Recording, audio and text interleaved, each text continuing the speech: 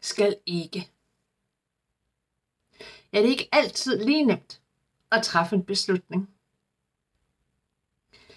For det valg, vi træffer os, har jo altid et andet valg med sig.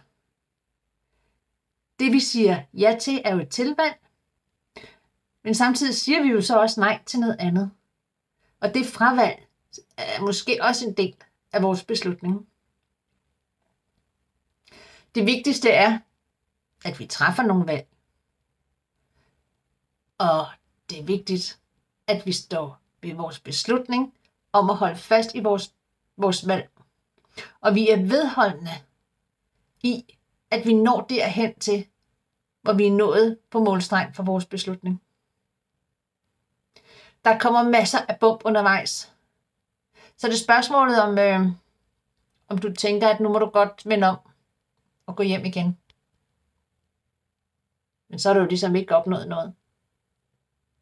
Faktisk har du spildt den tur, du allerede har gået.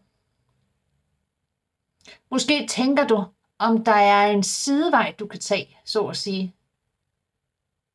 Hvor du regner med, at beslutningen ikke bliver lige så hård at mærke efter. Men ved du hvad? Det er sjældent, at vi træffer nogle beslutninger, som virkelig rykker i vores egne tanker, som ikke giver os modstand undervejs. Mit råd vil være, hold fast i din beslutning. Vær vedholden. Løs problemerne efterhånden, som de dukker op. For jeg ved, at de kommer. Men der er ikke nogen problemer, der er så store, at de er totalt uløselige.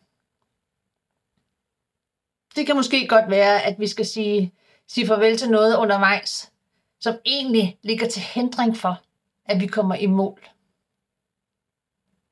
Men nogle gange, så bliver vi også nødt til at skille os af med noget, før vi kan putte noget nyt ind i os selv. Så med de ord vil jeg bare ønske dig en fantastisk dejlig fredag, eftermiddag, aften, og have en fantastisk weekend, hvor du gerne må rykke dig lidt, hvis du føler for det. Men i hvert fald tænk over, at når du træffer et valg, vil der altid være konsekvenser ved det valg. Ha' det godt!